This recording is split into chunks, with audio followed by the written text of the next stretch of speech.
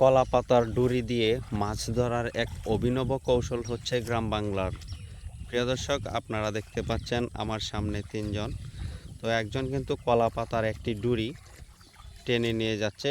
এটি হচ্ছে বিশাল লম্বা করা হয়েছে কলা পাতার এই ডুরিটিকে।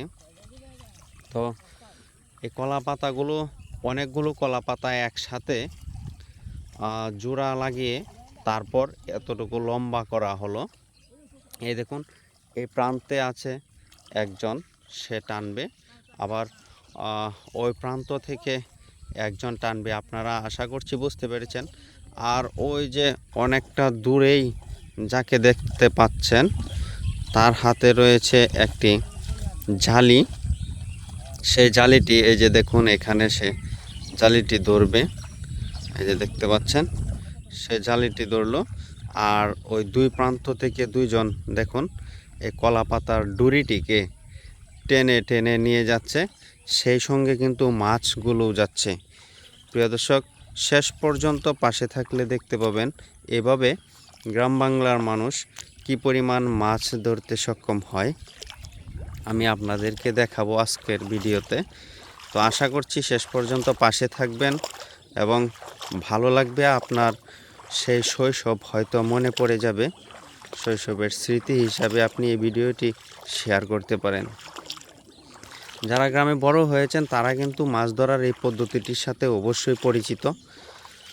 আর যারা এভাবে কখনোই মাছ ধরেননি, তারা আজকে আমার এই ভিডিওটি দেখুন, কি পরিমাণ মাছ লাফাচ্ছে দেখতে পাচ্ছেন।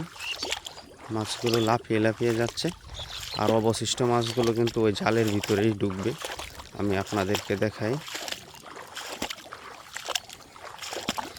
ঢুকছে।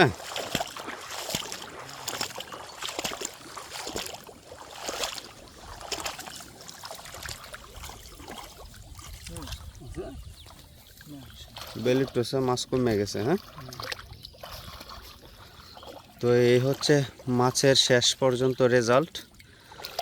তো এই মাছ ধরার জন্য তিনজন মানুষের প্রয়োজন পড়ে।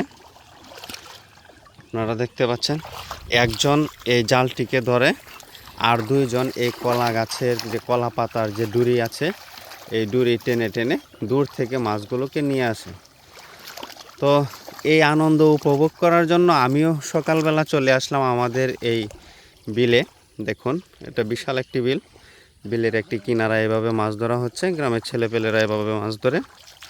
আর আমার সাথে আমার ছোট ভাই সাইম, সেও চলে আসছে গ্রামের এই মাছ ধরার দৃশ্যকে উপভোগ করার জন্য। সাইম, তুমি মাছ ধরছো না?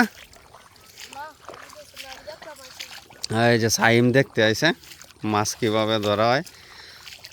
তো প্রিয় দর্শক, আপনাদের কাছে ভিডিওটি কেমন লাগছে তা কমেন্ট বক্সে জানাবেন।